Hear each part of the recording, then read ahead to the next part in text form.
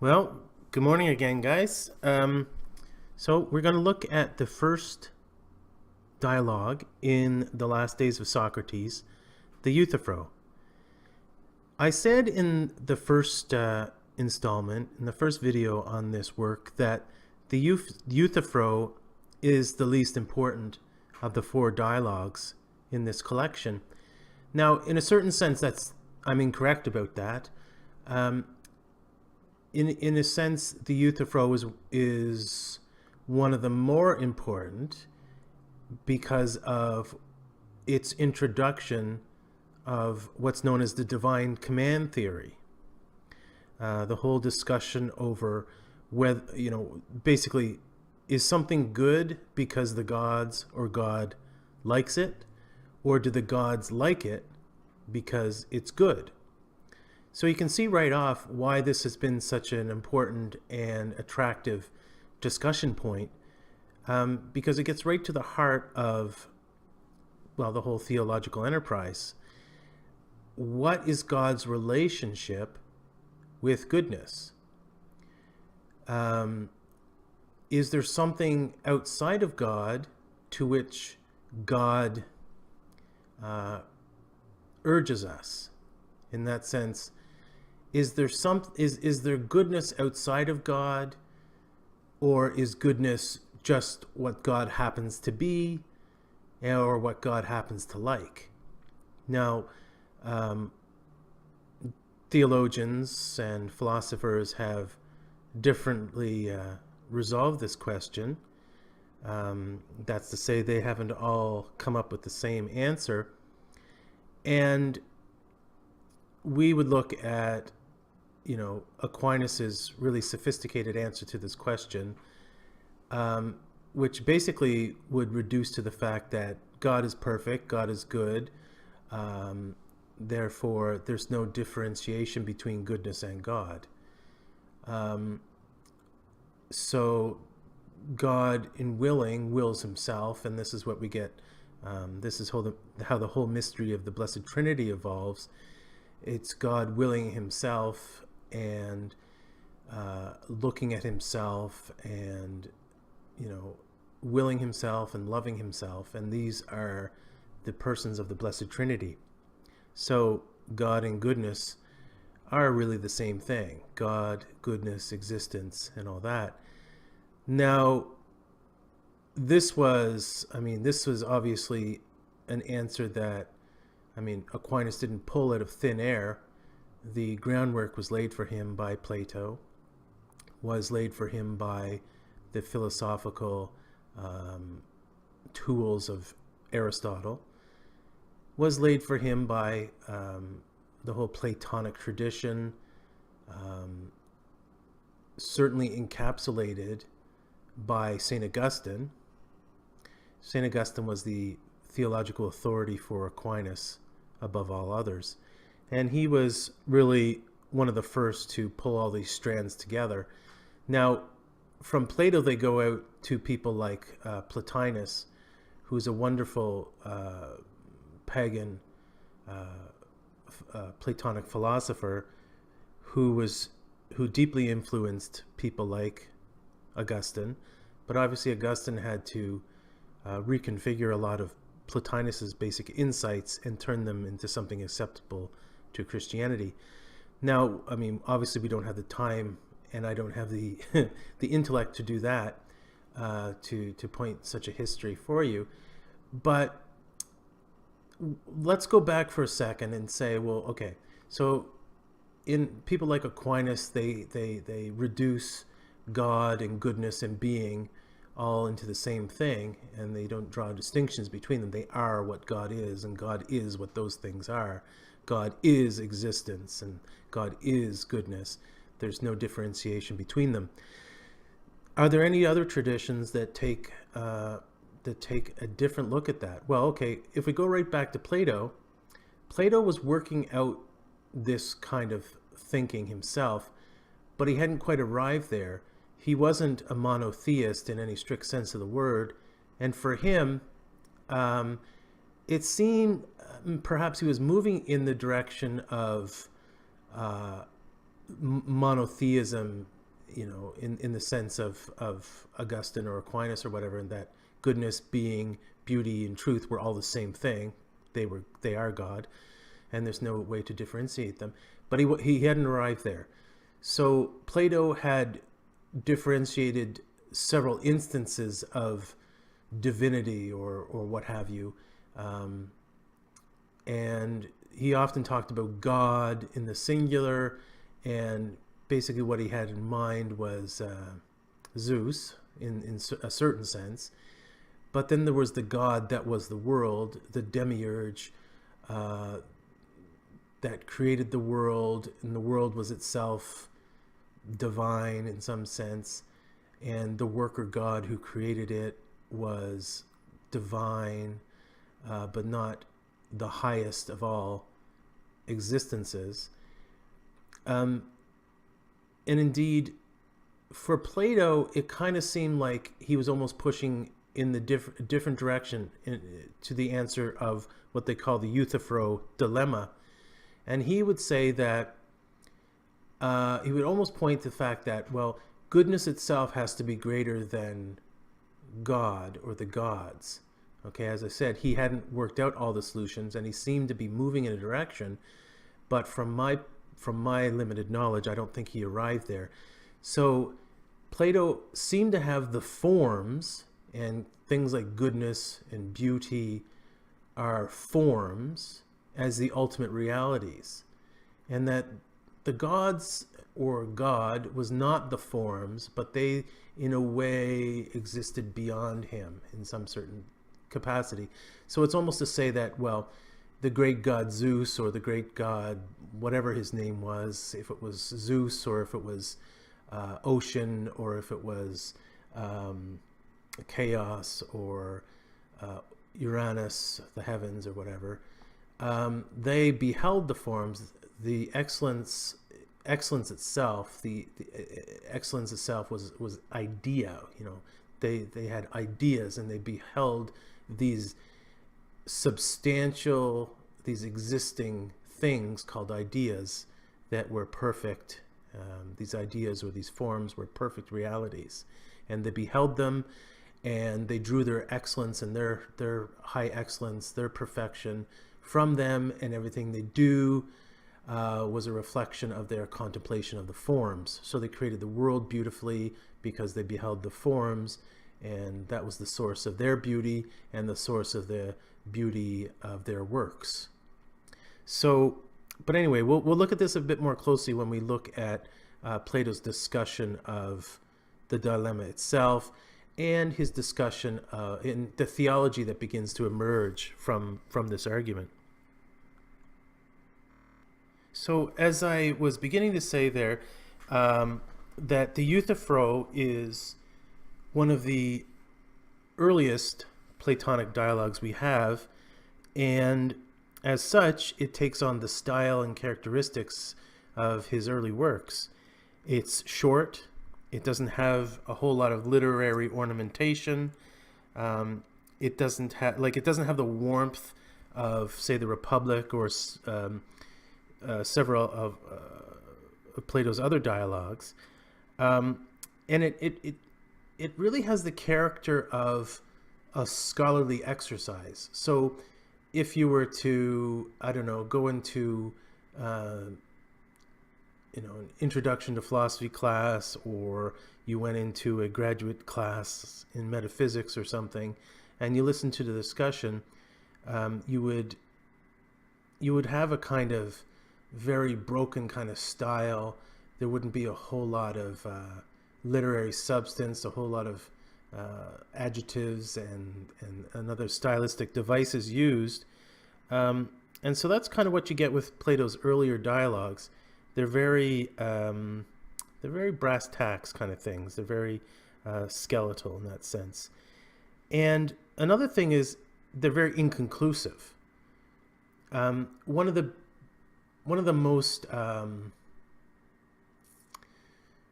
most frustrating parts of reading Plato is trying to figure out, okay, what is that exactly is he maintaining? What has he What has he come up with? What solution has he come to? And very often he hasn't come to a solution. The point isn't in finding a solution. The point is in getting a little less erroneous, getting a little less in clarity in your thinking. So, and that's the case with the Euthyphro also. A few definitions of piety are put forth here. You know, what is our service of God or the gods? What does it look like? And piety, you have to remember, is not, you know, we use it as an exclusively religious term today, but piety is love of your father in a nutshell. Now, fatherly love is obviously something that transfers to our relationship with God, but piety is also love of your father, obedience to your father and mother, and it is love of the fatherland. So it's patriotism as well, and it was all these words that Plato was using. So, I mean, the basic structure of the Euthyphro is that this fellow Euthyphro is Socrates meets him at the court, and he realizes that this young man Euthyphro is at the court. He's bringing his father. He's putting his father on trial for murder. I guess the indirect murder of one of their slaves. Now, okay, so we don't find anything out about that trial, but it becomes the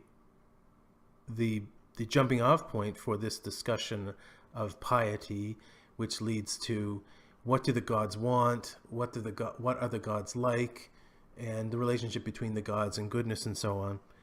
So obviously it's a pretty astounding thing, even in our own culture, even in our own democratic culture. It's still an astonishing thing to take one's parents to court. I mean, of course, we see it here and there, but it was even more astonishing in Plato's time.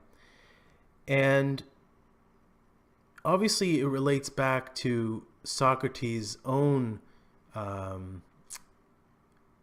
problem. He's at the court, obviously, to face trial himself, and there is obviously a correlation here, because Socrates is being told, you know, when you're brought to court, when you're put under trial, you're being told you're a bad citizen, you know, in so many words. And as we said, love of your fatherland is a part of piety. Okay, so if you're a bad citizen, then you're impious, just as if you were a bad son or a bad servant of God, right? These are all forms of impiety. And of course, this is exactly how Socrates understands.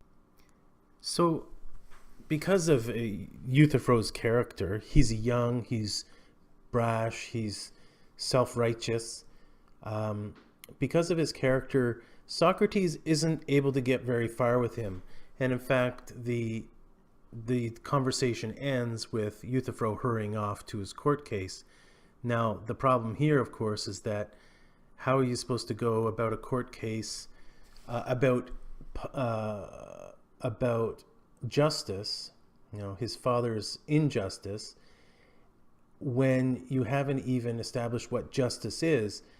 That Euthyphro tries to vindicate himself from the charge that he is not being unjust by taking his father to court, which seems rather impious. And Socrates and Euthyphro talk about the connection between impiety and justice, and piety and justice, that according to the standard definition, justice is about giving people what they have a right to or what they deserve. And if Euthyphro can't even tell whether it's just to take his father to court or not, how is he? How does he have the right to charge his father with a crime, with an injustice? So, so the first, so the whole discussion is preempted by this, his refusal to really look at the problem he's involved with, which is really quite characteristic of our human behavior, isn't it? How many times do you see discussions between people just getting nowhere because they refuse to accept that the position that they're holding inconsistent positions? So the first definition that they put forth is that piety is that which is dear to the gods, and impiety is that which is not dear to them. So in other words, something is good because the gods like it. So eventually Socrates begins to drive a wedge between these two things, or this position, and he gets Euthyphro to say that something is loved because it's holy, and not holy because it's loved. So in other words, the gods love things that are good, and they're not good because the gods love them. So Socrates is able to drive him into the opposite conclusion. And he goes on to say, but that which is dear to the gods is dear to them because it is loved by them, not loved by them because it is dear to them. Okay, so that's the same thing as something being loved because it's holy, not holy because it is loved. And then Socrates goes on to a bit of a longer assertion, and he says to Euthyphro, if that which is holy is the same as that which is dear to God and is loved because it is holy, then that which is dear to God would have to be loved as being dear to God. But if that which is dear to God is dear to him because it is loved by him, then that which is holy would have been holy because it is loved by him. But now you see that the reverse is the case, and that they are quite different from one another. For one is of kind to be loved because it is loved, and the other is loved because it is of a kind to be loved. Thus, you appear to me, Euthyphro, when I ask you what is the essence of holiness, to offer an attribute only, and not the essence, the attribute of being loved by the gods. But you still refuse to explain to me the nature of holiness, and therefore, if you please, I will ask you not to hide your treasure, but to tell me once more what holiness and piety really is, whether dear to the gods or not. Okay, and he says they quarrel about it too, and consequently, what is impiety? And a little later he says, that was the sort of question which I meant to raise when I asked whether the just is always the pious, or the pious always the just, and whether there may not be justice where there is not piety. For justice is the more extended notion of which piety is only a part. So in this case, he is beginning to look at the morality of the gods as a subspecies or a subcategory of morality itself.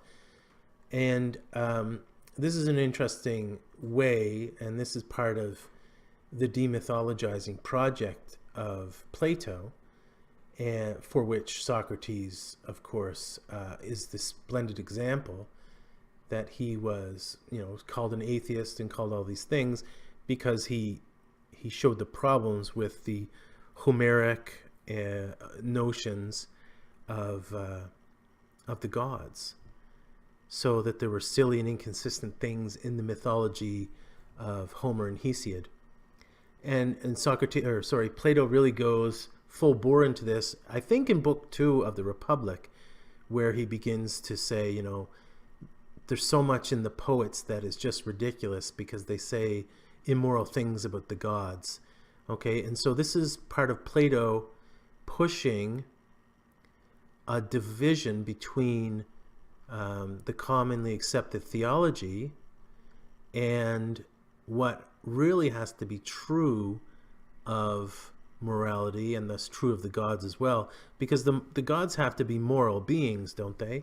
Otherwise, how can they be considered great if they're not moral? So whatever side ultimately Plato wants to come down on in this dialogue, We've seen that he's initially driving a wedge between the gods and moral values themselves. And in a way, he's putting the moral values above the gods, that they are the lens by which everything is judged. Okay, and as I said, this is in a way him putting the forms, so the ideals of truth, goodness, beauty, justice, courage, all these things, as the lenses by which we judge all things, including the gods. He's not going to use them to dismiss the reality of the gods, but he's going to use them to clarify or purify the notions circulating about the gods.